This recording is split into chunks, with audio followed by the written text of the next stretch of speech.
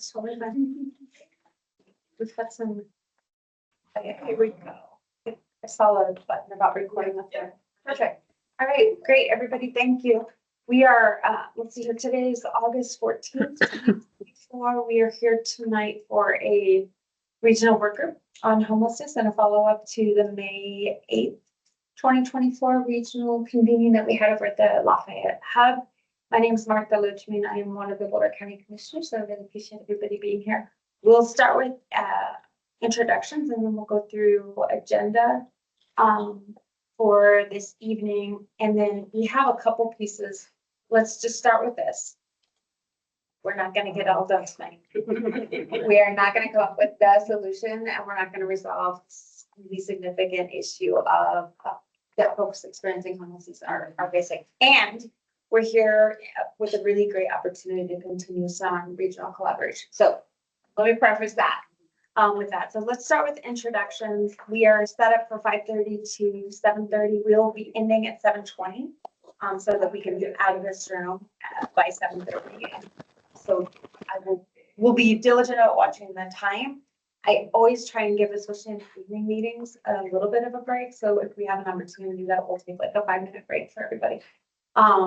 We all get to decide that how we work together. So with that, I think let's start online. And if your name and title doesn't indicate where you're at regionally, if you want to just share that, I think that's really helpful for folks to know who's in the room. And so I'm going to turn it over to Sama's online, and then Councilmember Volkerts is online. Hi everyone, Sama Fox, Interim City Manager for Louisville. Thanks for joining us.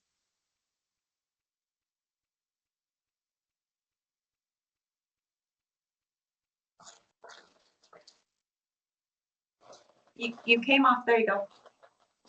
So this is Lauren. I'm a council member for the city of Boulder. Sorry, I had some other things popping up on my computer. My internet's slow, so I'm going to keep my video off. Okay, thanks for joining us. And we'll start around this side. My name is Barbara Hamilton. I'm a council member for Louisville. Thank you for joining us. Hi, everybody. My name is Tanya Datsy, and I'm a board member with the Town of Lions.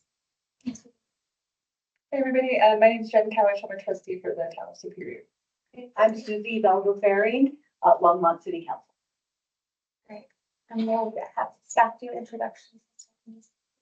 Heidi Grove, okay, this is new, so bear with me.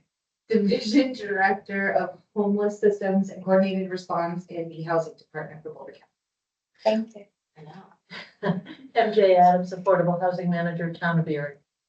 Kurt Fernhaber, I work for the city of Boulder and support Department of Housing and Human Services. Janet Peterson, County Administrator.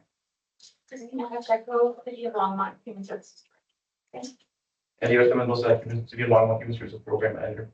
Suzanne Olympus Baker, Boulder County Housing Department Director, and Boulder County Housing Authority Executive Director. Great. Y'all are in competition for the longest time.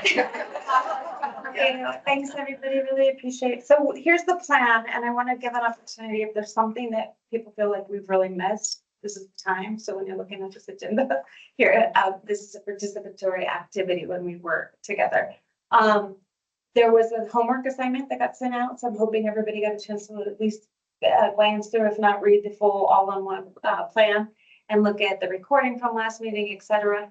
These two questions under number 2 were the questions that we'll go through those here in a minute. We're kind of can you look at this before you join us this evening? We'll talk about, and Heidi Grove is here to give us a presentation in regards to the federal all-in plan. And then this will be our opportunity to do some share out and discussion in regards to a few of the other questions that were sent ahead of time.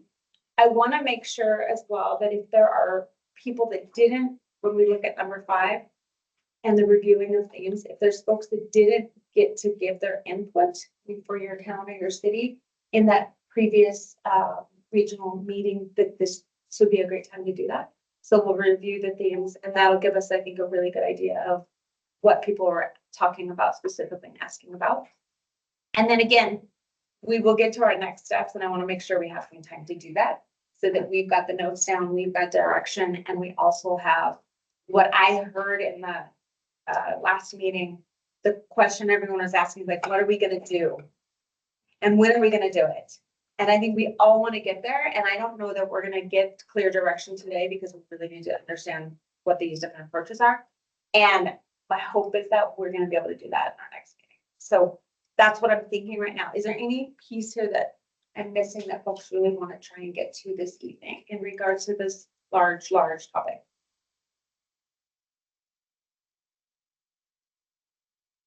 We will work together and see how far we can get through this, but thanks, everybody. The first piece that we're gonna talk about was the questions that, were sent ahead of time, just this first questions. There were some curiosities for staff to help us as elected officials. The questions were around, when, does your board or council, what's the delegation of authority? Are you, and this is just how to understand, are you a lead and you have the ability to make a decision without the rest of your board or your trustees, et cetera? Or do you need to, are you gonna need time between this meeting as an example and next meeting, or between meeting 2 and meeting 3 to get an approval or et cetera? So that was one of the questions. And then the other one was, do you have a current resolution that's addressing in any way the topic of homelessness or homelessness? So those were the two. So I might start on this end of the table with one here. Yeah, so I will need to go back to confer with council and make sure that, you know, their input is heard. So I would need some time with that. How unhoused housing, it's part of our goals and objectives, our priorities in attaining, providing housing. So I would say, we don't have a formal adopted resolution, but it is, we have adopted our goals and objectives, so it falls under that category. Okay, and so I'll ask some of the same questions. For that piece, is it in your work plan? Yes. Okay. Yes. That's great. Thank you for Mhm, getting sure. that started. Similar to Longmont, I think, especially if when you were involved anywhere for us, I would need to go back and socialize with the board and no to the second answer. Thank you. Not a topic of discussion. It's boring. Thank you. Yeah, so, with Lions, I would definitely have to confer with the board of trustees that meets on, Monday night is the next meeting. It's the first and third Monday of the month. And when it comes to policy, we don't have anything around homelessness, but we do have, several goals, to meet in our comprehensive plan around housing. And it is one of the top 3 priorities of this board's term. For the city of Louisville, we currently don't have a resolution that relates to this topic, and any discussions we have tonight, I too will have to bring back to our council for further discussion. For our 2024 work plan, we do have affordable housing, which includes workforce housing. So I see what falls under that umbrella, some of the topics we're going to discuss tonight. I anticipate that will carry through to our 25 work plan that we're currently working on right now. Great. Thank you. For electeds, are there any curiosities or questions that you have about from neighbor to neighbor? That will just share it out. Not yet. I will definitely want to talk one-on-one with the executive director of Boulder County Housing Authority, who seems to be our official. Yeah, that would be great. Great. You might. Oh, yeah, thank you. Councilmember Felter. Thank you. So yeah, similarly, I would have to go back to council probably with most things that we might bring up here. Kurt, did you want to talk a little bit about our adopted resolutions? And I don't remember if we have a work plan item that specifically addresses them. We definitely have a lot of intended work in this area. Sure. Thank you, Lauren. So in March 2019, the city council approved a resolution supporting the work of Home Solutions for Boulder County. Obviously, in HSBC, there's a focus on the Build for Zero work. And the city's work plan is aligned with that. There is a city council priority for this year, next year. That generally focuses on homelessness with a focus on high utilizers. Thank you. From the county perspective, I think everybody probably knows that we've made one, from a strategic priority standpoint, housing is, I don't know if it's number one because it's just how it ended up alphabetically, or if it's just because it really is the number one. But that is one of our priorities. And also, if you hadn't heard, we have separated our housing services departments into two, so we can really respond to what we continue to hear as the most pressing need around housing. And that department will include the housing, the homeless services and that. So just in case there were questions about how did that. So, and this conversation is a new announcement as far as the position and things like that. So there's more to come on that. And I know everybody's privy to the affordable and attainable housing tax that Boulder County voters from a regional standpoint all said, yes, we want to be part of that solution in regards to some funding of, and will be connected from the support services potentially, depending on how this is put out, but not specifically just for. So that's great. I appreciate that. So I'm going to turn it over to some staff. Oh, okay, never mind, sorry. Yeah, thank you though for helping me. So we're going to go into the what is housing first. So, for those who were not present on May 8th, we really did a lot of kind of just focus on what Housing First is, the misconceptions about Housing First. A lot of people think Housing First was a program. It's actually a philosophical approach to addressing homelessness. And we also did an overview of kind of the services, and we're happy to share that slide deck if you guys have not seen it already, just so that you can kind of see the basis of the conversation. You can understand, please. So Housing First, for those who've been in any human services world, this pyramid should look very familiar. Or if you even have done an Introduction to Psychology 101 class in college, it's Maslow's hierarchy of needs, which really roots that in order to address any behavioral health, substance misuse, any relational challenges, things that could have caused homelessness in the first place, that you really need to have that kind of strong foundation so that folks can actually focus on those challenges as opposed to meeting their basic needs. And so Housing First is really rooted in, Maslow's hierarchy of needs and recognizing that you need to have that stabilization first. The other piece that tends to get missed and lost is Housing First is not housing only. So a lot of people hear Housing First and then they think that that's where it ends. But the reality is the hard work really starts after you house someone. And that's where you're addressing all the different challenges and barriers. And a lot of times what we see, there's one of two paths that a lot of folks take once we house them. They either have a honeymoon phase for 90 days where everything is great and then they start to fall apart. Or they actually move in and just a lot of stuff starts to come up. And so those first kind of 6 months are very critical for support services, making sure that we have all of those needs being met, that engagement is happening.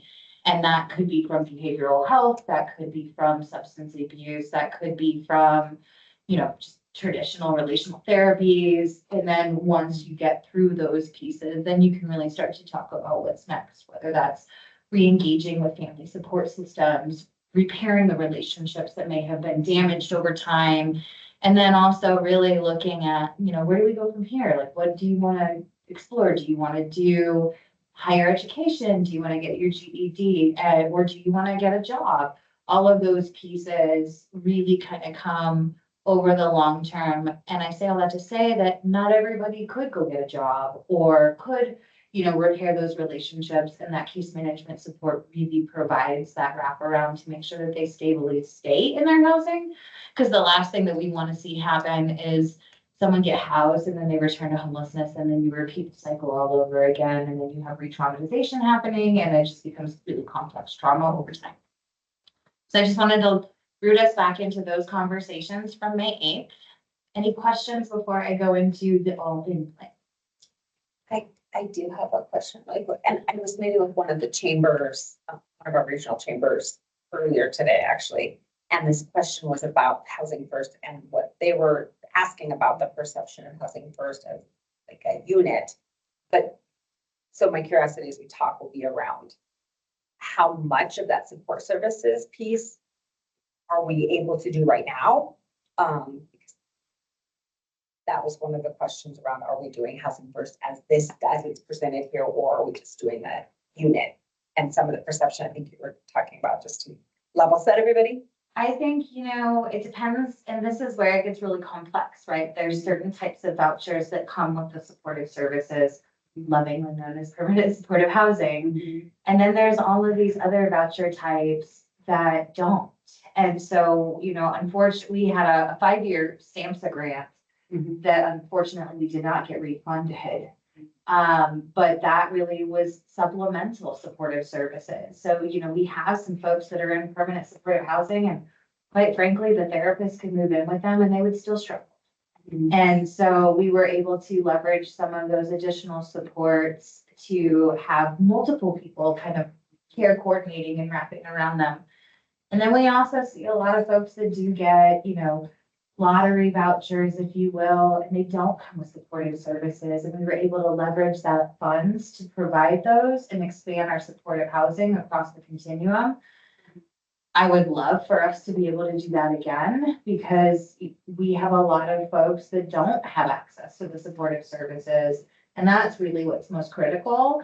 We do have a working group that is our housing navigation and retention team that is really looking at how do we start these kind of conversations about good tenancy, what it's going to look like when you're housed, how do we build those relationships and those bridges. They're actually working on their strategic plan right now. They meet tomorrow morning. So we would love to be able to provide more supportive services. It's really just about the voucher and the fund. Thank you. You're welcome. Any other questions? If you, I'm sorry. So in the housing navigation and prevention team, how is that funded? Is it grant funded? Is it county allocation? I'm just trying to get history. So it's a working group. So Okay. it's all of our partners coming together to talk about what it would take to increase retention across the county. Okay, so it's a planning. It's a planning group. Yep. Okay. Any other questions? Thank you for You're the welcome. clarification. I have a comment. So if I understood your question correctly in your answer, really one of the things to consider here is what are our measurable goals of success with this group, right? Because it sounds like it can be measured in a lot of different ways based on all the complex variables you just mentioned. So this could keep growing and expanding as much as one wants to. So I think that's a really important thing to consider as we continue this conversation and think about what is our measure for success when we do have plans for action. Yeah. Yeah. All right. So there is this amazing thing that we in the homeless world call usage, which stands for the United States Interagency Council on Homelessness. Say that 5 times fast. And it is kind of, so how many are familiar with the collective impact model? Christina. And it looks like MJ. Yeah.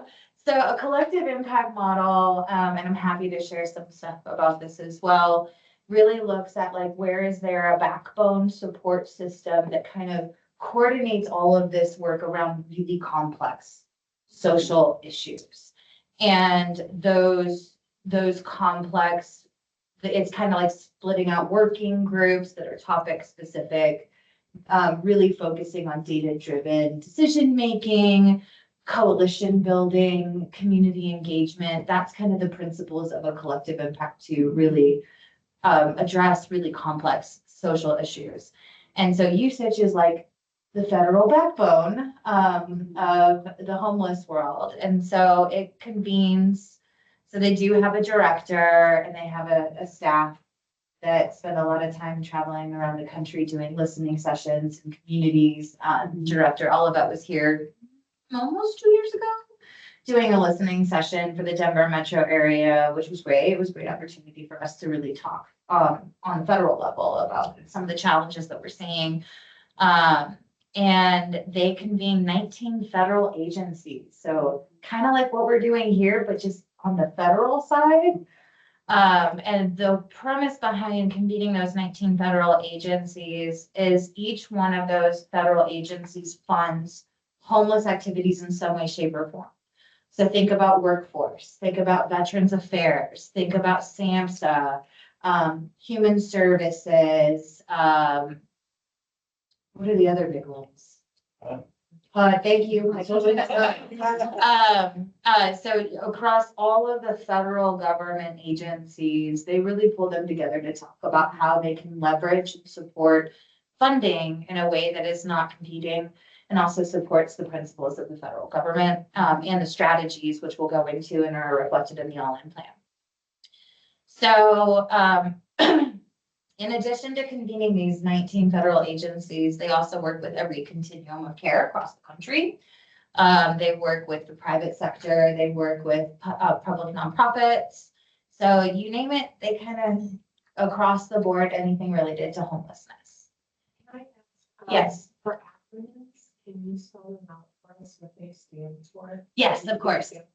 Which one? It was HUD, Housing and Urban Development. There's another one. SAMHSA, Substance Abuse Mental Health Service Administration. You're welcome. I'm not trying to quiz you, but. No, but I had to like picture it in my head. Thank you. You're welcome. So the United States Intercouncil or Interagency Council on Homelessness tends to release a new federal plan about every 10 years. So for those who've been around like many years ago, you remember the 10-year plan to end homelessness? It didn't work. So it was time to create a new federal plan, and they released the all-in plan, which is really focused and rooted on housing ends homelessness, also recognizing that crisis response is important. And so there are 6 pillars, which we'll get into, but the reason it's important for us to pay attention to the federal plan is this is how federal funding is decided. This is how they allocate, housing and urban development vouchers. This is how they prioritize who gets funded and how. And so yes, it's exactly. So right. So here's the pillars. So there's a pretty infographic, and we thought it was a little busy, so we figured we'd break it down this way. So there's 6 pillars across the board, and there's the foundational pillars. So kind of think of when you're building a house, the last thing you want to do is pour concrete sub-zero temperatures, because when you put the house on it, it just kind of falls apart. So the foundation pillars are kind of rooted in the same philosophy. So everything that we do is focused on leading with equity. We recognize that there is a disproportionate representation of individuals who are BIPOC in the unhoused population, and that is really upstream systems challenges that we see play out in the unhoused community. And how do we address the historical racism that has led to these inequities? Evidence-based leveraging data and evidence-based best practices in all the decisions that we make. And then collaboration on all levels, and I'll get into that here shortly. The reality is this is a big problem, and it has lots of people need to come together to solve big problems. Then they have solutions pillars. So the framework is that in order to move to the solutions pillars, you have to have all the foundations, or else the solutions will fall apart. So the solutions, of course, it's routed in housing ends homelessness, and that housing first philosophy, that it's housing and housing supports. and building affordable housing and those supports to meet the needs. Homeless response, so this would be the things that we would traditionally see that were in the 10-year plan to end homelessness, things like street outreach, shelter, bridge housing. Those are the big ones. And so making sure that you have effective responses to meet those crisis interventions, but also root those crisis interventions in housing and housing support. So having that kind of housing framework when you're on street outreach or when you're doing shelter access, how are you really supporting that person to get them to a permanent housing solution? And then of course, homeless prevention. If we can't keep people housed in the first place, then we will forever have an inflow problem. And so these three principles is what's rooted in the federal plan. And our state has fully adopted these, and I'm happy to share that framework out as well, because it literally is copy and paste, in fact.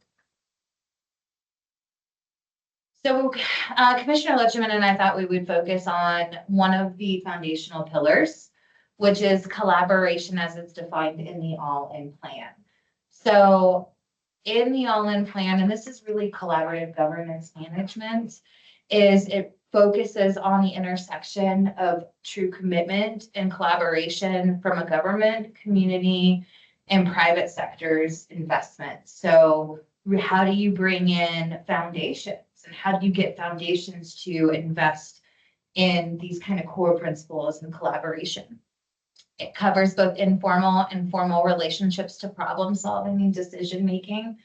Collaboration can happen without a formal MOU or an intergovernmental agreement. And members collaborate to develop policy solutions and big answers for big problems. And then it's both horizontal and vertical. So staff, boots on the ground collaborating, and then electeds, state officials, the federal. So it's both up and down and sideways across the board. So the reason collaboration, I'm sure I don't need to tell anybody this, but the reason it's so important is you can accomplish more to meet your community needs the more you actually kind of leverage the resources that you have at play. It identifies strategies for service agencies. So how do we prioritize as funders how we invest and support the service agencies that are doing really big, hard work and giving them the tools that they need in their tool belt, if you will, to be so strong and successful. Prioritizes outcomes and resource allocation. To your point, what is our goal? What do we focus on for Homeless Solutions for Boulder County, which the county is a member of, so City of Longmont, City of Boulder. It is that we are resolving homelessness through housing exits. So we've been monitoring that for many years, and our rolling average is about 30% of those that are coming into homelessness who are actually exiting out of homelessness. Not one and the same, because we can't move that fast, but that's kind of our guiding stars. How many folks are we actually moving into permanent housing solutions? Build social capital, and that's part of that collaboration.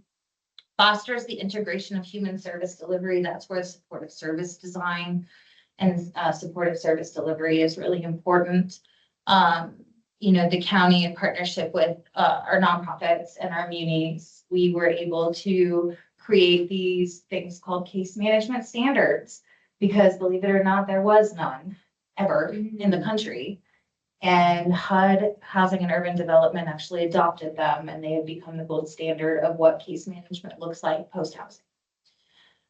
Facilitates the interconnection of strategies and relationship building. So recognizing that one strategy has either a complementary approach to another, or can actually be a bit of a barrier, conflict. So yes, okay. Guides the learning process. Homelessness is complex. Homelessness is the byproduct of so many failed systems upstream. And how do you unravel that and dissect that? And so we always talk about how we're a learning and evolving system. Humans are complex and they live in the gray, and we see these kinds of impacts happen on a daily basis. You know, because homelessness is a byproduct of so many failed upstream systems, you can point to any specific topic and find someone that meets that need as the root cause, if you will, of homelessness, whether it be behavioral health, and an example of that. Substance misuse, you can find an example of that. Income disparity. So that is part of the challenge with homelessness. And so really learning how to lean in with curiosity and learn from our lessons as we go is part of that collaborative governance framework. And then identifies measurements for success. Yes. Sorry, before you move on, could you please revisit the number you threw out there, 30%? I just want to make sure I understood that correctly. So we have local coordinated entry throughout the county. And so we take the number of people that are coming in and presenting at coordinated entry and compare that to the number of people we actually exit.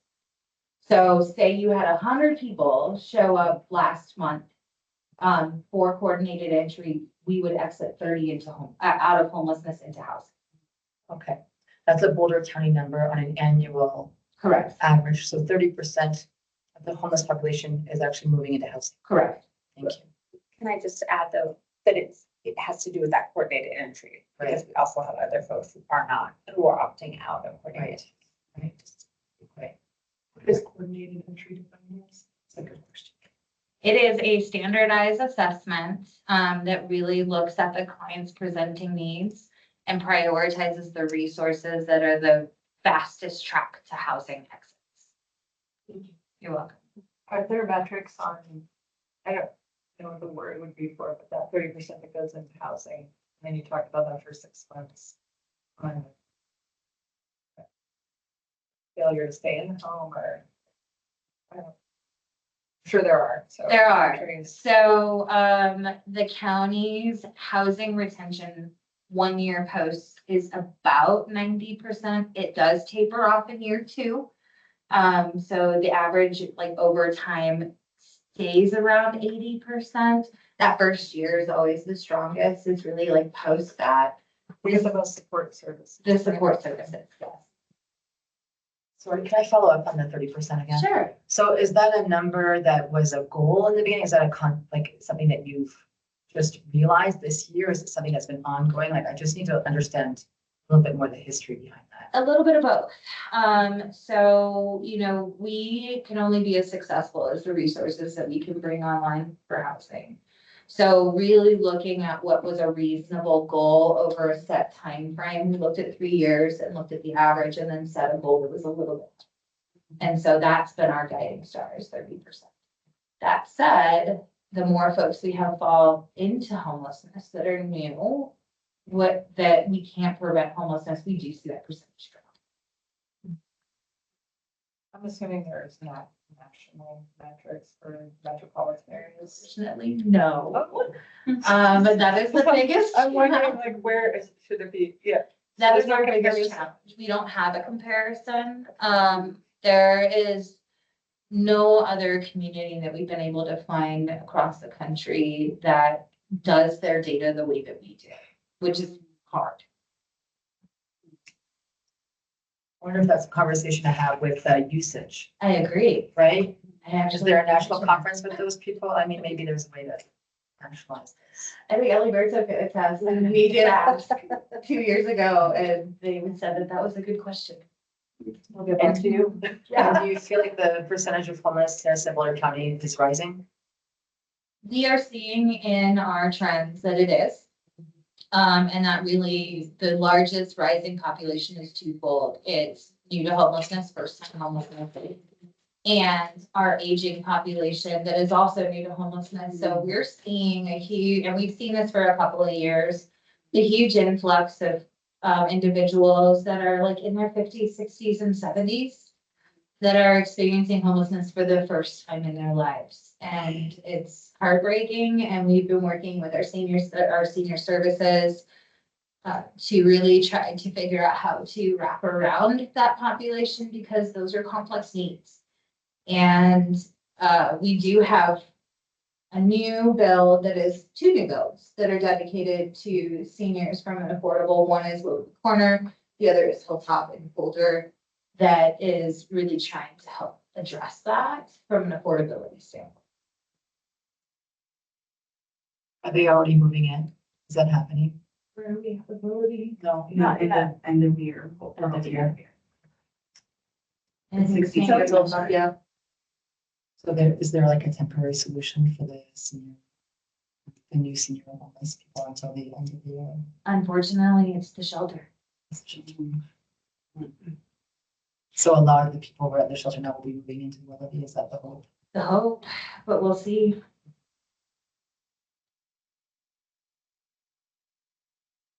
Another question. Did you see the second center was Hilltop? Yes. So Heidi, it's also worth noting, I think that percentage has gone up over the last couple of years. I think we were, at the very beginning, we were like close or even lower than that at the very beginning, but we've come up. 30% is a pretty high mark compared to the last like 5 years. Okay. So that's probably doubled in the last 5 years, you think? Yeah. Wow. Good work. Good job. Are some of the senior population issues connected to, there is no transitional house, like they're in a house that's big for a family, or now we don't have middle income or middle size transition yet. So is that what you're seeing is primarily like the downscale option is not available? It's multifaceted. So it's Social Security income can't keep up with the cost of living. Aging communities or individuals can't keep up with housing maintenance. It's, we're seeing a huge decline in the, what's it called? The supportive housing for elders, assisted living. We're seeing a huge decline in that. Medicaid doesn't cover that. So, those that have Medicaid or Medicare, they can't use that to even get to an assisted living. So it's super complicated, and it's really rooted, like I said, in like that individual experience, but there are common themes. Yeah. We have that same experience in Lions, where we're missing that. Yeah, and just watching all the housing efforts being moved towards like build housing, provide this middle, like, but they aren't senior focused. Like sometimes they're like, we'll just put that on the end. It's like a little piece of it, right? But if it ties this in at a national level to, the housing crisis, right? Like that should be a part of the conversation. And I'm just coming into this, so apologies for my rage, but like some of it I thought was just happening. And now I'm understanding that those things are not. So, and it does make sense. Thanks. You're welcome. Appreciate it. All right, so Commissioner Lichman and I actually we're happy to send this out because it's a little busy, but we did want to include this because as we talk about collaborative governance structures, this really frames out, this is from the Journal of Politics and Society. This frames out what it actually takes to do a collaborative governance and what factors really are essential. So go back to those foundations. What is foundational to make this work?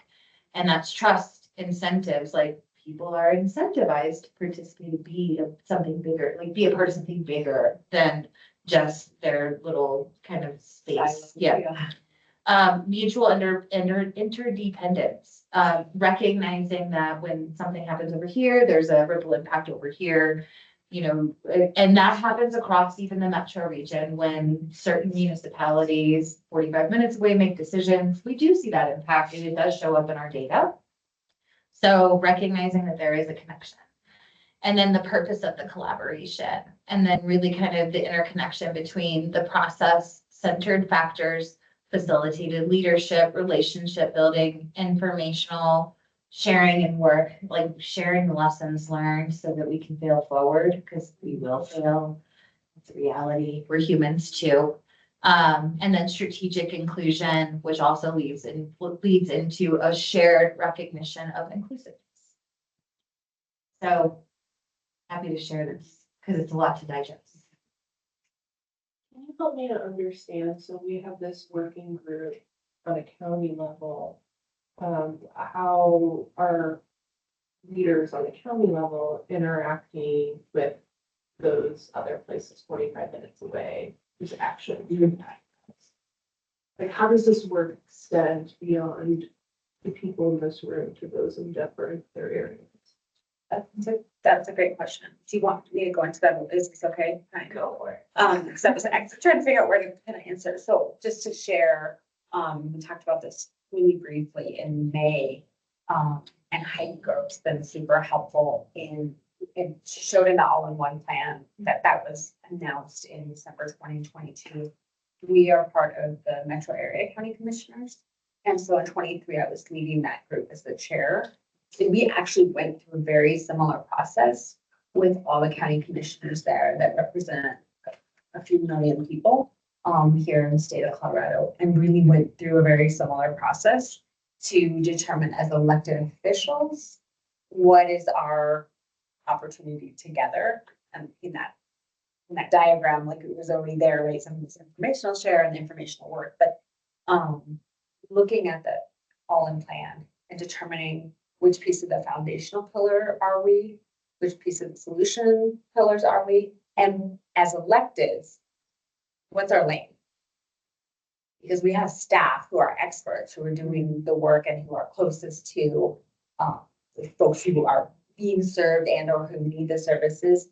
And so it's a reminder of where are we from a higher level, what versus on the ground doing work with folks being served. So that was just to give you an idea of the conversations and the work happening also around the state.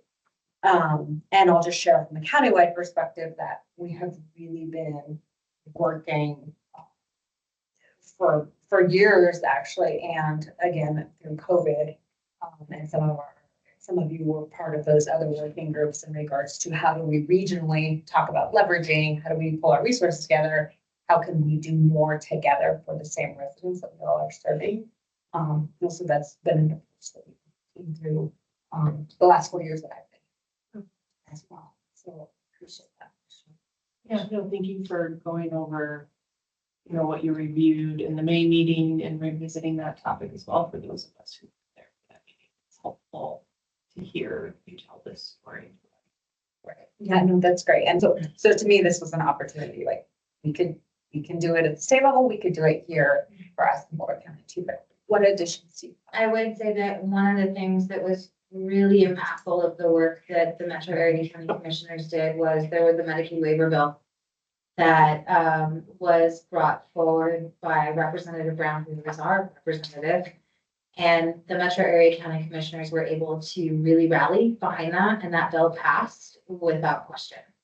So that provides that expansion of Medicaid to provide the funding for those supportive services that we know are grossly underfunded.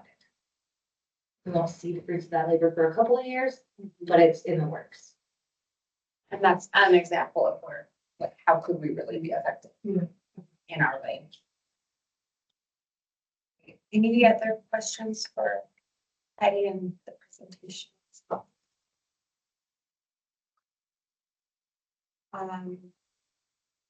We have two options.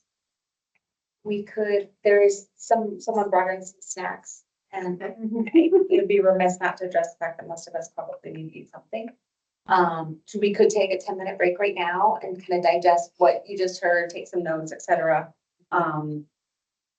Before we go into the next section, or we could go into the next section that I think is going to be a lengthy discussion and conversation. So I just would love to hear one of our electeds. We're 10 minutes ahead of the agenda. Oh. Yeah. All right, let's take a break. Yeah, there we Right now. go. It's That's- 6:15. Yeah. It's 6:15 right now, so we'll jump back in at 6:25. And I don't know if you want to stop recording or however you. I think you just needed probably best answer. To mute.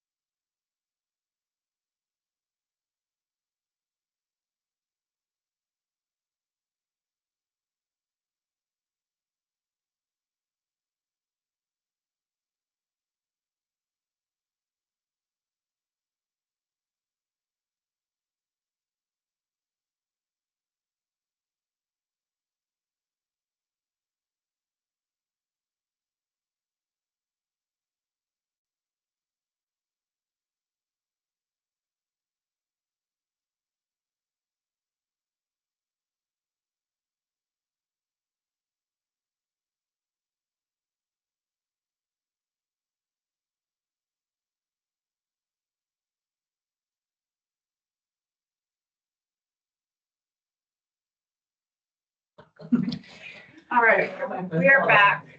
Councilmember Clifford. We're gonna start now. Really cool. That was all around. Thanks, everybody. My stomach was starting to growl. And I don't mind saying that because it's way after hours. So appreciate everybody just taking a few minutes to chat too. I would encourage everybody to make some connections, and certainly if you haven't met some of the staff, like that's part of the whole reason that we're doing collaborative work is to network. And share ideas, et cetera, as well. So this is our participation opportunity specifically in the meeting. Heidi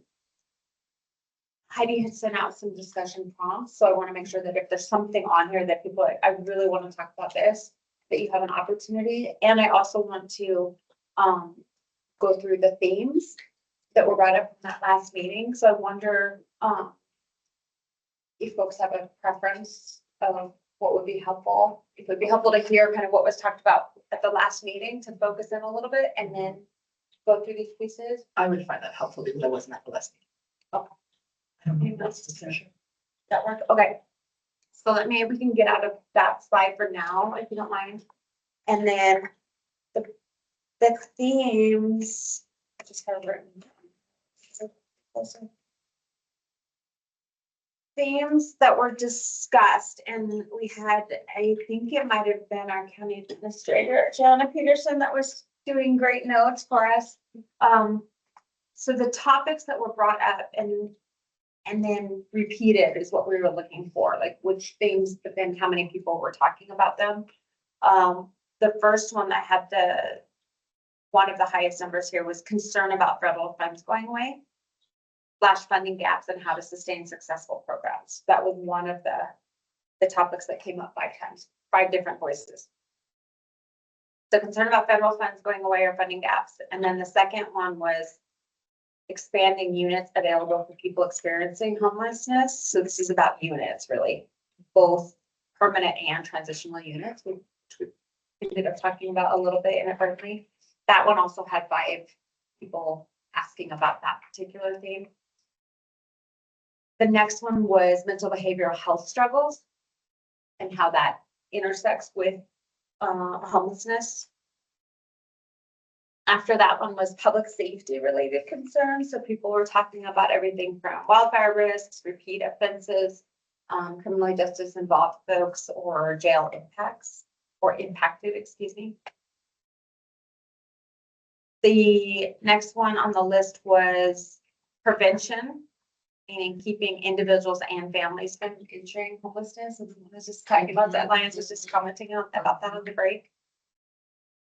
The next one was about hidden homelessness / people working but can't find housing, so they're couch surfing was one of the descriptions. Some of the conversation around the folks experiencing homelessness is really prompted by the visibility, and it looks different and it sounds different. And stories that people were sharing at the last meeting gave us some great examples of what is considered visible homelessness and what we hear about the most, all the way to folks who are living in our forest land or on forest land here within the county region. So just all of those pieces. And then the next item was preserving existing mobile home communities. And there was only one person that spoke to that specifically. There were 2 others that only had one person or one voice at that meeting. The next one was workforce pillar / workforce housing. And then the last one on the list that also had one voice was aging out of foster care, creating a high risk of future homelessness.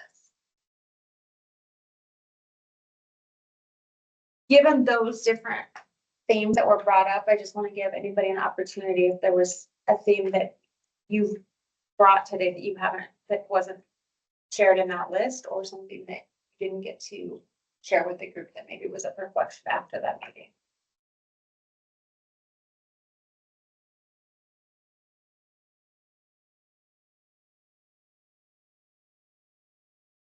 So I was not here at the May 8th meeting. I did watch most of the video. Okay. And I had heard someone mention about, the couch surfing piece.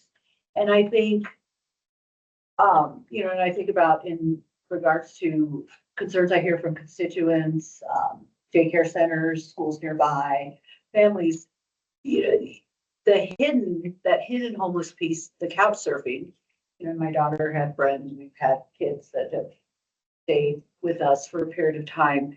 And while it's not a traditional support or an ideal situation, there is some kind of support that individual is through the, being able to stay at a house. I think, I think some of the more pressing, and I don't want to disregard that because I do feel like we need to address that, and that is something that's important to me as well. But also ensuring that, some of the more visible and overt things that are impacting our communities in negative ways are some, things that, I would like to see, I would prioritize. So I just wanted to give my input on that piece, but, I don't have, no, this was a good list. Thank you. And that list was in the email that was sent out just in case anybody else wanted to reference it later. Or now I get advice.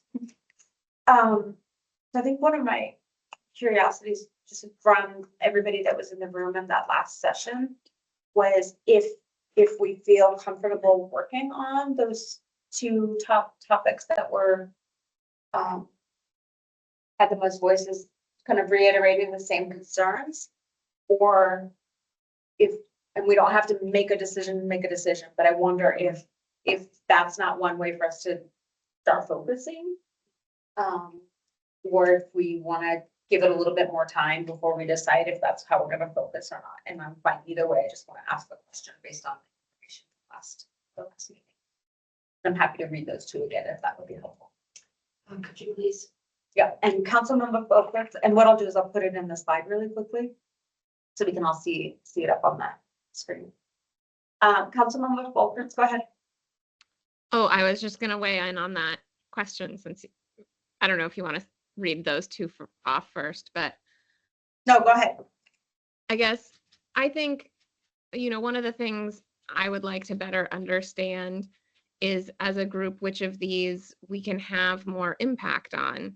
I think that there are certain things that maybe are better suited for us dealing with at the municipal level versus there are things that we need to take a better regional look at.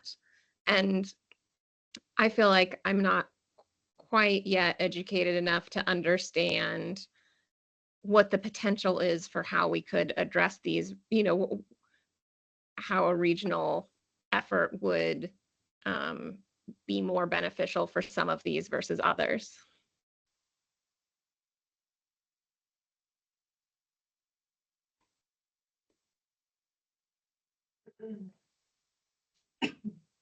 And yeah. Go ahead. Were you going to say something else? If you want to. Oh, I guess just, like for instance, the federal funds going away, we don't have a whole lot of control about federal funding. We could decide how we want to distribute the funding that we have. But that might involve better understanding some of these other needs and holes in our systems collectively together in more detail. That's just my 2 cents. Yeah, thank you. And if I may add, I think depending on the community we're representing, the needs might be different. And so I don't know if I understand Boulder County's needs as a whole well enough to make the decision for the entire region. I understand where the priority would be here for Lions. I'm not sure I know enough about Boulder County's population to know what would be the priority. I would, two things. I mean, I can just respond on there's, again, as elected officials, what can we do? speaking from the county's perspective, can we get involved in federal legislation? We can, we do a little bit of that. It's not our focus, right? State is, and then our own local policies through other work, but I just want to put out there on the table as elected officials. We are in 88 days away from a really potential significant change to the way federal fundings and people have access to housing support services. And I do think that is a piece of like the current right now. So I just want to say that because I think that's a reality of how we might plan for this upcoming state session. So I just want to say that piece. And then the other one, if you haven't gotten a chance to watch that video from the May 8th, I would listen to it because I thought it was very helpful. I'm sorry. We didn't record the May 8th meeting. It's the MAC meeting recording that was shared. Oh, was that one? Yeah. Okay. So I'm sure we have notes from that meeting. Maybe somebody, I mean, so we could get, I think what might be helpful for this group would just to get and I know I have some notes too. I think it would be helpful for this group to hear because all the representatives shared what homelessness looks like and means to their community. And it was, That was crucial. and it was everything, but that's okay. It was everything from, again, like the different extremes of what it feels like, what looks like, where funding is happening right now, things like that. So I think, Boulder County staff will talk about how we can compile something that will be helpful for you all to get that full perspective. And then other than that, I think all of us are gonna have to be at the table so that we can still voice for our, your each individual community, but collectively here. So, thank you. Of course. So going to your question, do we focus on the top two themes here? Are there other themes that we want to elevate and bring to the table?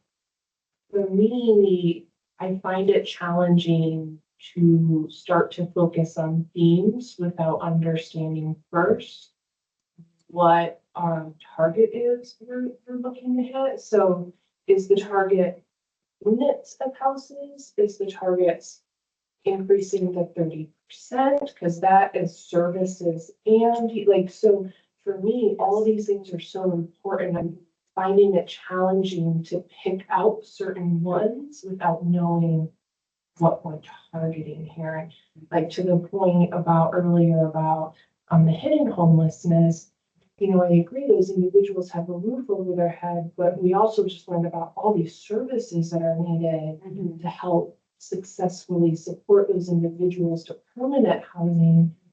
And so, before, I know you're not saying we take it off. No, not at all. I'm trying to be careful. But to figure out if that rises up or not, I'd be curious to see more data. How many people during your intake process came in through the hidden homelessness route and then progressed to your intake flows? And is that something we focus on? So I think you get where I'm going with this. Of like, I could pick and choose differently based on what our target is.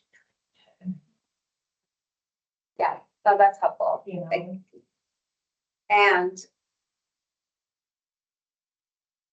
I think that's gonna be for this group to decide, are we gonna focus on a metric of which metric, in which area? Because if it's units, then I'm gonna be like, okay, let's talk about mobile homes, let's talk about the units. If it's different metric, then I'm gonna pick 3 and 6 instead of 1 and 2 or something. Right? Well, and to add to that, I think we really need to understand needs. What are the most pressing needs? Is it units? Is it funding? Is it like what's that? So from that, what I could answer with is just based on the previous meeting, which isn't everything and it's not all the data. Based on the previous meeting and the conversation of the word, these are the two that came up from the most voices relative to the others. And this was a group about this size or bigger? It was actually much bigger Because we had numerous electeds from each city and town and other representatives. We have data on a lot of these for the single adult system, ages 18 and over. I just need to know exactly what we're looking at, because we could really spend the next 6 months just analyzing all of the data that we have over the course of a 7-year time. Are we looking at like data that we want to know that are tied to the themes specifically, or is there specific data points that we're looking at? Is it the new to homelessness? We can do that. Or is it the ones that we're couch surfing? We can do that. Or is it age profiles, ethnicity and race profiles, behavioral health, substance use? We have all of those data points. So it sounds like, so let's say we decide, okay, we're gonna focus on the theme. We want to have sustainable, successful programs. And we can actually then pull what data and criteria we need to inform what would be our measure, what would be our target. So it's kind of deciding the cart before the horse kind of thing. So if we, decide that there's a particular theme that we want to address that we find in all of our municipalities we're dealing with, then we have information that we can pull from. And then from there, really narrow it down and decide what our target will be in that particular area. Does that make sense? I mean, that's another approach. It's kind of deciding if we want to start small and then branch out, or start with a big theme and then kind of hone it down to specific goals and objectives. I want to check in on these things because this is just the way that they were worded and how they came up in that, literally from folks participating. When I look at these themes and I'm thinking about what we're talking about and wanting to look for a metric, maybe deciding who is that, which group. And remember, we're not the experts. We're not doing the work. Like, what is our role as electeds? And so when I look at these themes, but I want to get some agreement or disagreement. Either one's great. I'm fine with either one. The first one to me is advocacy for funding. Like, as elected officials, I read this and I'm listening, and then so that the theme to me, and if everyone's okay, then I just type that in there. Yeah. It's advocacy for funding. Nobody in this room is going to say no to additional funding for your town or municipality to address the issue as a region. The second one is units. And the first one is the answer to most of the things on the list. So like it seems that the first one really should be a sustaining, like a constant, and then the other ones, whatever priorities as they come. But for us regionally, the advocacy part going up to state and federal is going to be our power as a collective, from just at a regional agreement to keep reaching for those funds, keep, lobbying whoever it is to, that's how I see my role. I mean, you are all probably well aware Superior is not dealing with the homelessness issue at any level near what you guys are dealing with. But for us, we can be a part of the larger voice that's saying, these are the programs we want to fund. This is what the sustainability of this program looks like. And just using that advocacy leverage to the same way we did with the fire recovery. I mean, it's really just pushing on federal and state to do these. So I see that as a much bigger piece for us collectively as electeds than, and the other one's kind of being under that umbrella. Like, what are we funding or what areas? Yeah, and I love that from the standpoint of that to me is the beauty of having collaboration, and you're in the room and you are willing to speak about housing as a theme for Boulder County, even if it's not the most pressing need for you right now. And I'll just say it right now. Yeah. So I appreciate that. Does that feel okay? Advocacy for funding, as I just talked about, creation of units. I didn't say building of units because I think we have a whole lot of other ways that we can get 2 units. But I want to make sure folks are in agreement. Councilmember Folkerts? Thanks. I really appreciate sort of that new lens for the first one, for the advocacy for funding. I think that there's a lot of power to coming up with a collective plan together and asking for funding collectively, as we've seen with some of our recent grants that have gone through. But in terms of creation of units, I mean, I think my council really is, I mean, that's definitely a piece of it, but if we don't have the supports to keep people housed and to prevent people from losing housing, like it's all part of a continuum. And I think I would like us to look at the continuum as a whole and not just one piece of the pie. You know, I don't know if that makes sense. Yeah, no, I agree with that. And I wonder if you don't mind really quick, if you have a different way to summarize what those 5 voices said on the second theme there, that would be, I'm totally open to it. I'm typing on the fly. And that can be anybody. Well, I wonder if there's a way to add a sense of preservation. For example, it says expanding units available for people, but I would say not only expanding units, but also that with that prevention piece, like preserving units. Yeah, I don't know if we could add expanding and like preserving and expanding. I just feel like it speaks to that instability. You know, if people lose their housing, I mean, just because we're creating housing doesn't mean people are going to be able to stay in that housing. We have to keep them in that housing as well, if we want to keep them in business. And there were in the other themes that were brought up, prevention and people working but can't find housing. Those are there. These are just these are the ones that were brought up more. So, and I also, it's not like we're not going to keep working on all of the other pieces. And housing first, as Heidi presented, like that's still the main goal. And if we're not ready to make this decision right now, it's totally okay. But I think it's a good practice. Like it's a good exercise in just thinking about it. At some point, this group's going to get the opportunity to make a really important decision. And we don't have to make it tonight at all.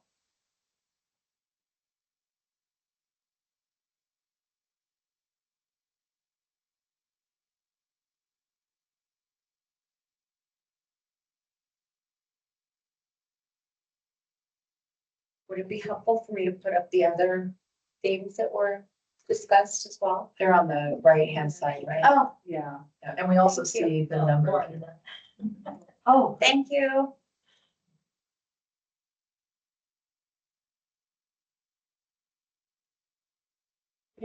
Of course.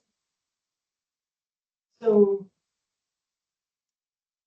I believe number 1, the advocacy for funding is, to the point made earlier, mission critical to anything.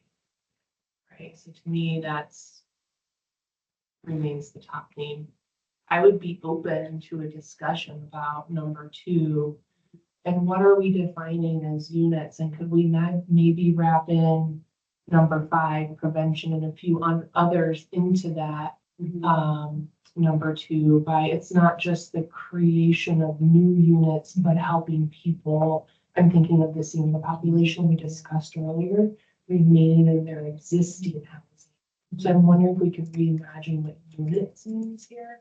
I'm not helping you with rewording it very concisely, but I just want to bring that idea to the table of not just constructing new, but how do we keep people. I feel like number 2 is speaking to like the housing strategy overall, and that could be permanent, transitional, preservation, expanding. I mean, it could be, it's fluid, right? It can move around to whatever the needs are at the moment, whatever's pressing for whatever group it is. And that might be too high level, but it, feels like. I don't know what the right words would be, but it's an overall strategy for housing, whatever kind that is.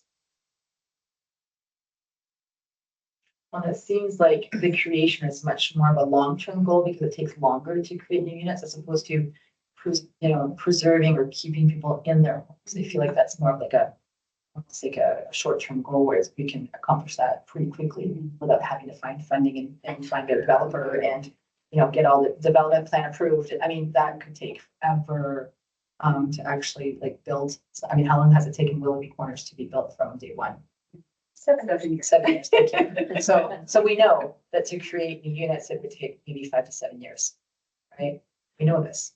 Whereas keeping people in there, I mean, I feel like, yeah, it's like there's 2 levels there. There's one that's like continuous, and that can be like now, now what can we do now, and what can we do for later? And I look at the prevention and preserving existing housing as proactive, being proactive. And then, the creation is looking at what the need is, so reacting to what the need is. So how can we kind of coalesce those two and address them? Because it's all under the providing housing. Here's a bit of like, what can we do now and what, Yes, long term. based on the data, and that foundational piece of it, like based on data and metrics of what works, what can you plan for?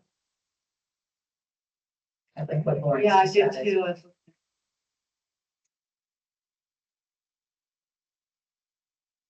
Councilmember Booker, do you want to speak to that? It looks like a really amazing tax measure.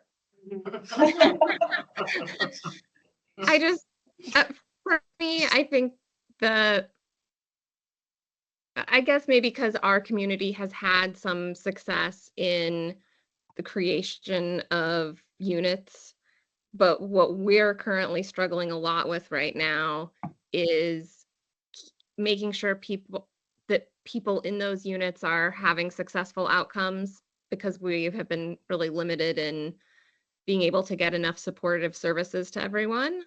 And then, of course, when we talk about efficacy, keeping people in the housing they already have is by far the most affordable way to prevent homelessness in our community.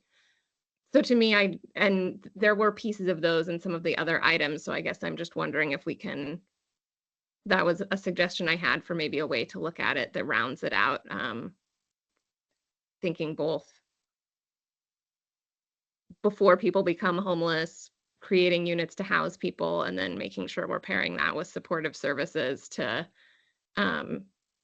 make sure that the people that are getting housed are having successful outcomes and not, one of the things we've faced in our community recently is neighbors in, to units where people have come out of homelessness and are being placed into housing, having really disruptive experiences. And so just trying to make sure that we're taking a balanced approach. So that was my recommendation. Thank you. And I just want to, again, from the elected official standpoint, and I'm thinking about legislation that was just passed this session that could be opportunity from an advocacy standpoint. And I'm thinking about like group home. I'm thinking about owner,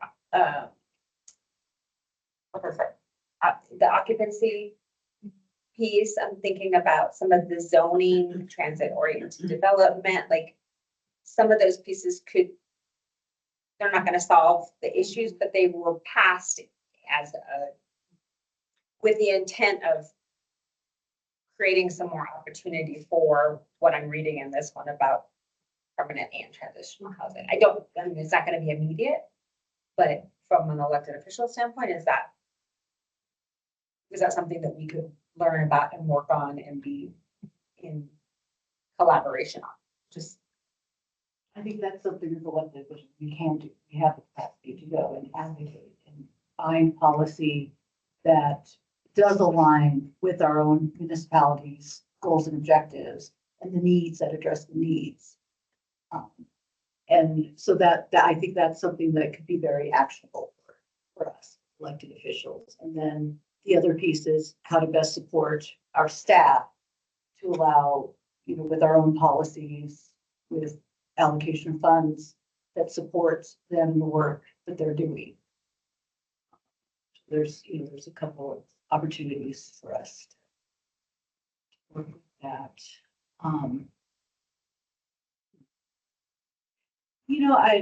I think, I don't know if you've heard the Zinnia project that we're working on with the Longmont Housing Authority. So that is, supportive housing and we're working in line with Recovery Cafe. So people who are experiencing drug addiction or struggles with alcohol, substance abuse, that they have those wraparound services. So, finding communities or, even within our own communities, what are some things that we're doing that are successful? And then we have that data, we have that information that we can bring forward to state and federal representatives to say, hey, we have these things in place and they're working. We just need the sustainability and the funding to help support and expand these opportunities to other communities as well as for our own.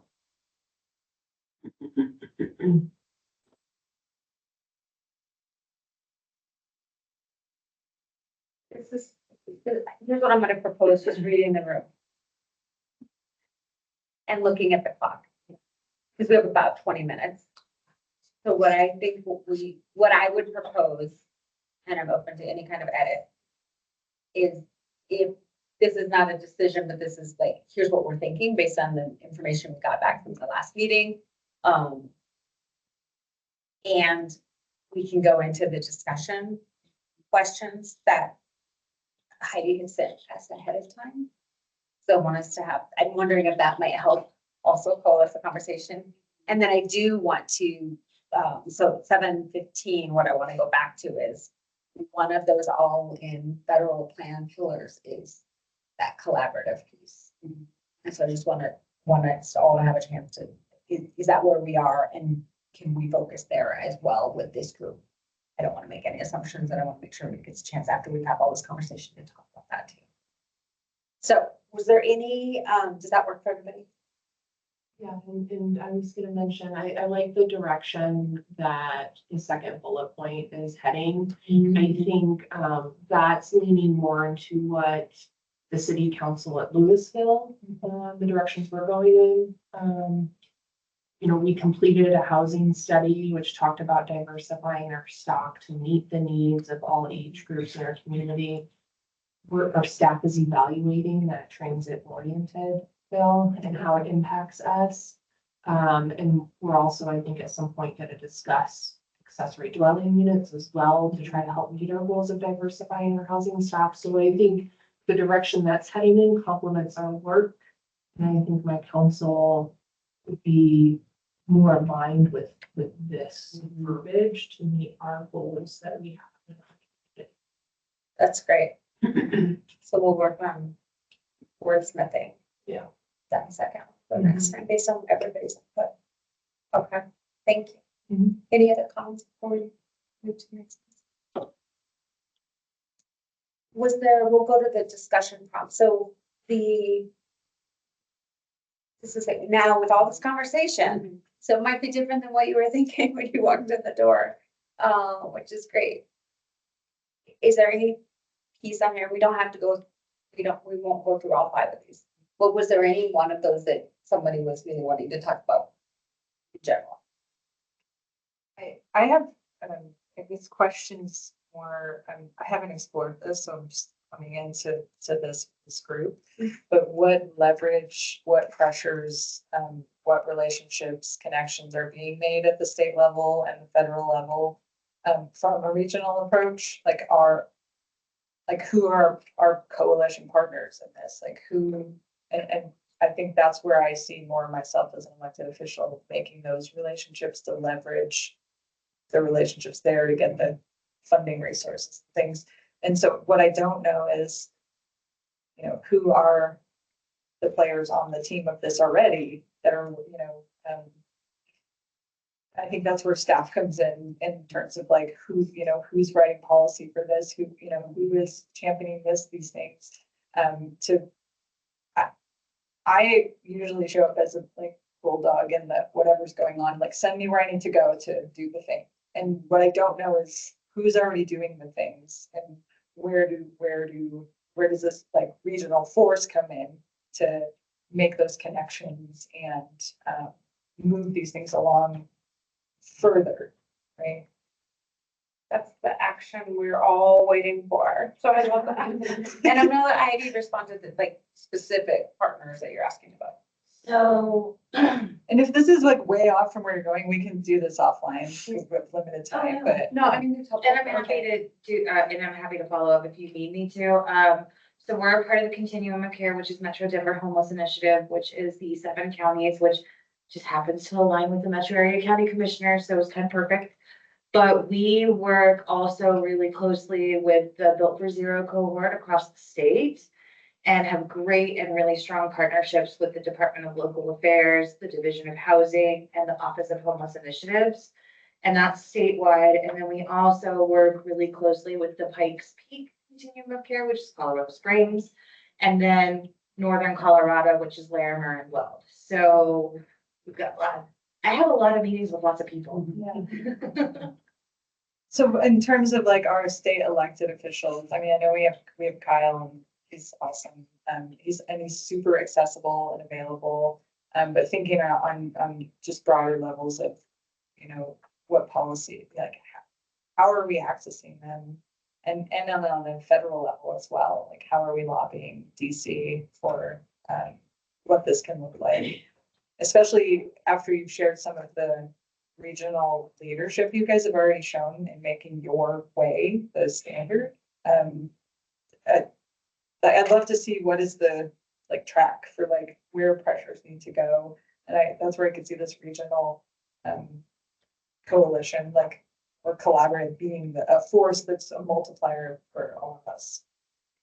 More than just the city of Boulder or the county of Boulder, yeah. I have a lot more to learn, I think, just to understand like where those need to go.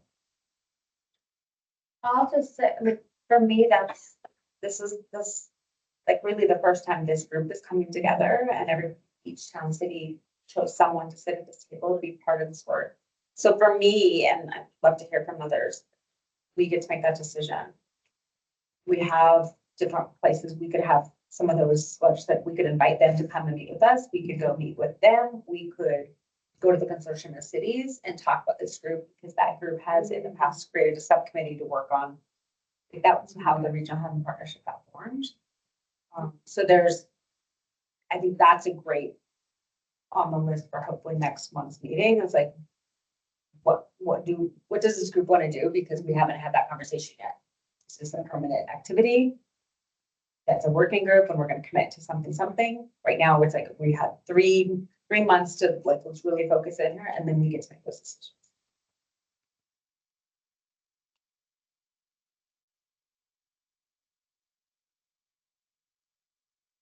I think for number 4 too, I really have to understand more about the solutions that are underway. I mean, you shared at like a high level in many areas. But I'm a big fan of like, what is working really well that with more attention can do even more. And then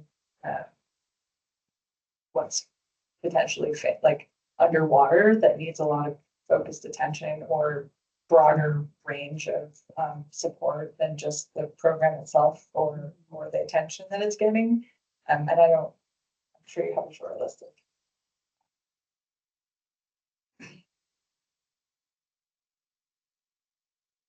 So I'm kind of looking at 3 and 4. Something I want to do for my own homework is really, speak with staff, find out what are some things that we are doing, that we're doing well, and also reflect on where is there space to improvement. So then I'm ready to come back, share with the group and kind of, maybe we can have a discussion around what each municipality is doing and what are some needs and what are some ways that we support each other and move forward enhance those.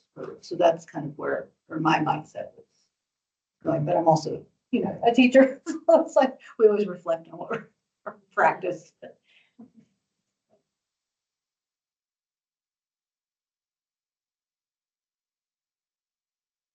Everybody's brought number one. I think that's a really important one to consider, because although we're here together as a county, each individual municipality has a unique character and needs that might need to be addressed. And while we, I think to be successful as a group, need to have an agreed upon target, the way that target's met in each city might look different, right? So I think ensuring that through a regional collaboration, we don't lose the uniqueness of each city that's part of that collaboration is going to be really important. Yeah, that's my thought.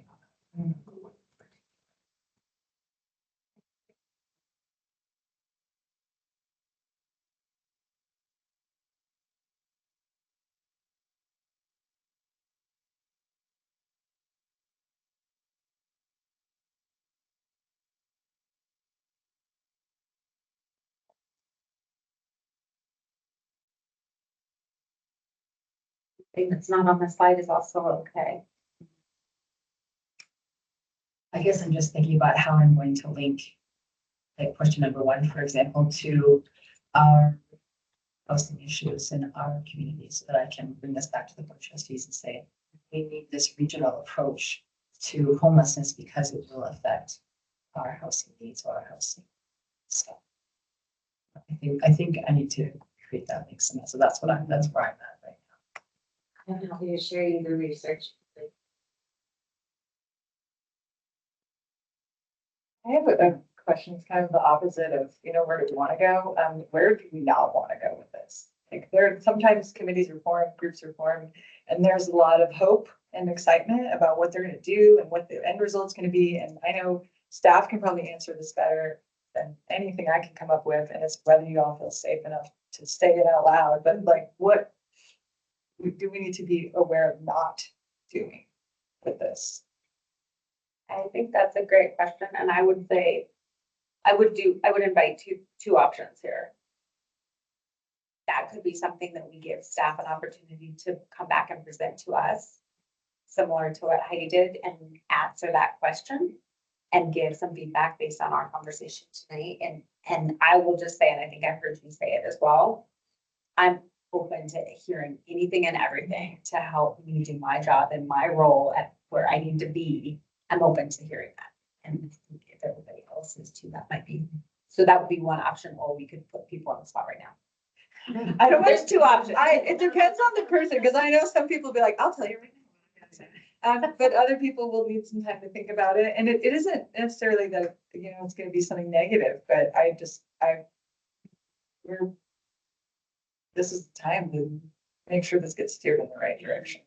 And not with a bunch of like idea fairies. Right, yeah, no, I, You guys have. Heidi, do you want to maybe answer that? I'm looking at you like, I'm not afraid.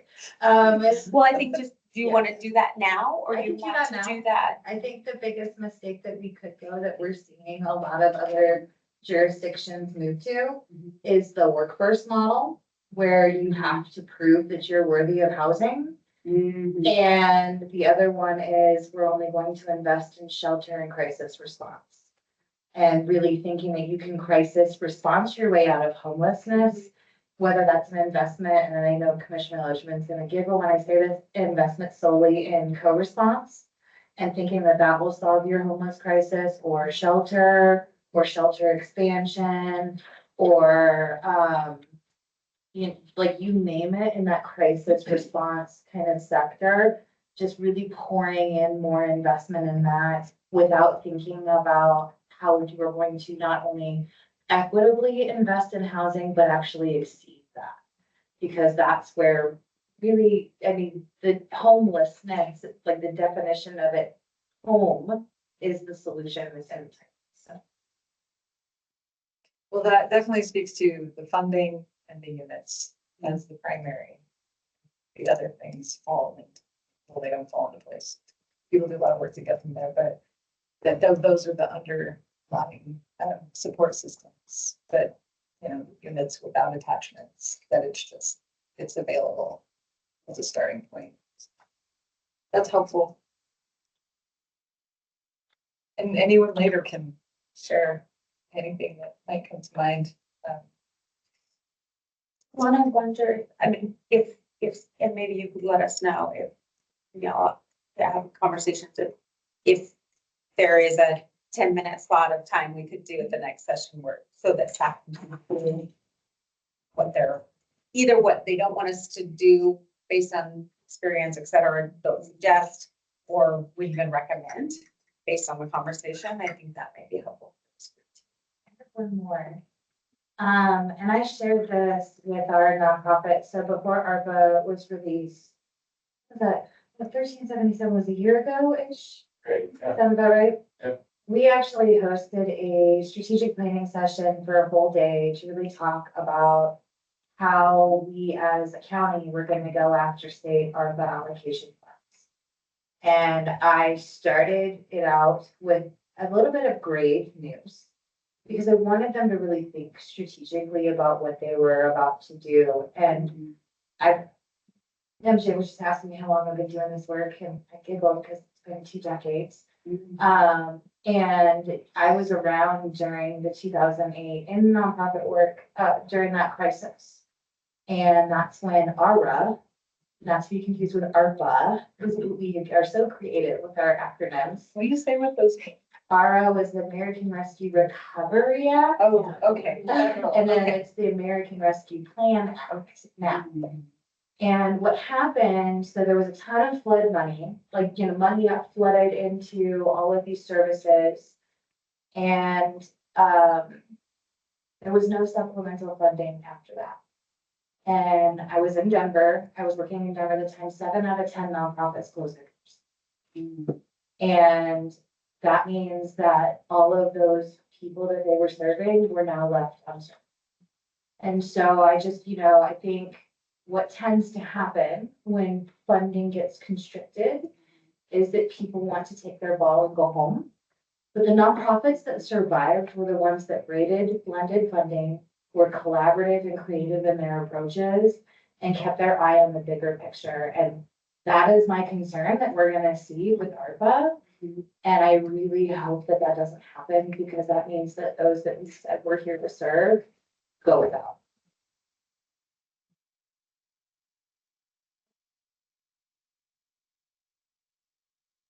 I'm gonna keep us moving on, not running, it's not my, I'm like, why isn't it showing up?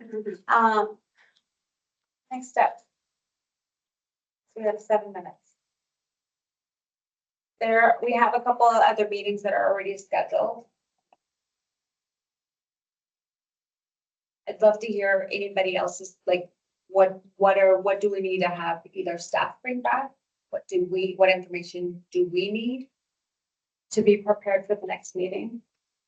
I would love to have staff come back like 10 minutes of, based on this conversation, what they would want to tell us not to do. And what suggestions or recommendations they would have in that all-in-one plan. Looking at the themes and what we heard and some of this wordsmithing. So that's what I'm thinking about right now, but what else would you all? Notes. Thank you. Or what, yeah, just. Oh, this like Connection to. It was the Metro Area County Commissioners meeting that I was looking at. That's right. Okay. That's what it was. It wasn't the May. I'm sorry. So the notes from the first regional convening. We can ask, and I'm sure there's staff that have some notes. So it doesn't have to be verbatim, but just that I think what I heard was general, what's happening for each community around this topic versus everything else. And maybe a snapshot of numbers for Boulder County, like what I was referring to earlier. I was just kind of like I need a little education. Share screen real quick, Commissioner. We actually have this really cool handy dandy thing And I'm happy, yeah, the dashboards. And I'm happy to pull any other additional data. That's a great step. This is public access.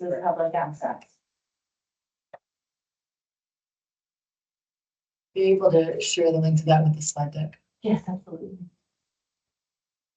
So this has all of those that have touched our coordinated entry system, and right next to it is those that have exited. And then it also has a total ticker from 2020 of how many have exited out of homelessness in Boulder County. And then we go really diving into data. We have it drilled down by municipality that does participate.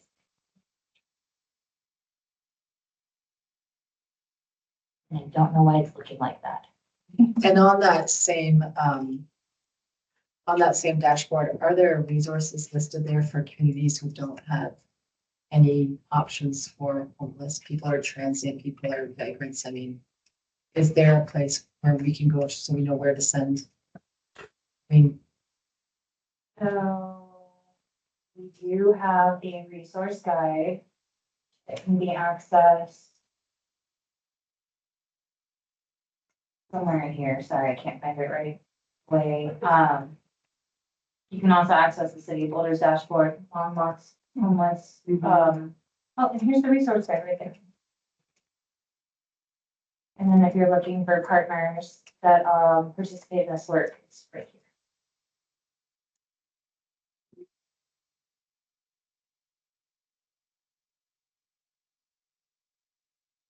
You know, when's the last time you did a presentation to the commissioners? Like, I love a good staff presentation. Like, is there one that I could look up, you know? Like, whenever we have new updates on issues, the staff will usually present kind of the update. But are you looking for a playback? I haven't done a full-on presentation in a while. Most of it's just. I'm sorry to say it out loud, but. I don't want to put anything on any to-do list. So, but yeah, that's okay. And maybe think about it, because you present at different places and for different events. I wonder if there's something somewhere. And different topics too. So I can go back and look at some playbacks, like we just presented at the state 2 weeks ago, a month ago, Alberto, whenever that was. When you needed it? Yeah, Yeah, it's about a month ago. on housing focused outreach strategies as a national best practice, and we presented at the state, so I can share that. I'd probably just look that up too. I do have desire to make a to-do list. And Google works just fine. So if you can take a look at that list up there, that's what I've got down from our conversation. Is there anything else that you need from us? And these are like topics that will happen at the next meeting and or what we'll bring to the next meeting. I see some action items on there for staff. Is there a specific item that you see as an action item for us to elected officials to bring back to you with more information on? May I suggest one, which is, if we can come up with the themes, it sounds like many of you need to talk to your council members about that, just to get alignment and make sure that, you know, the work that you're bringing into here, that you have the authority to continue to move this work forward. That would be my suggestion. And we'll extract, ultimately corporates. Yeah, most of that. Yeah. Right. Great. All right. Go ahead. So I think one thing I would say or recommend is that, you know, and I also talked to Heidi, I would say a great thing, I know, and we're gonna set up some time to talk. I think that, I know Heidi, I or Kurt would be happy to talk to any of those elected board folks that maybe don't have staff working on this.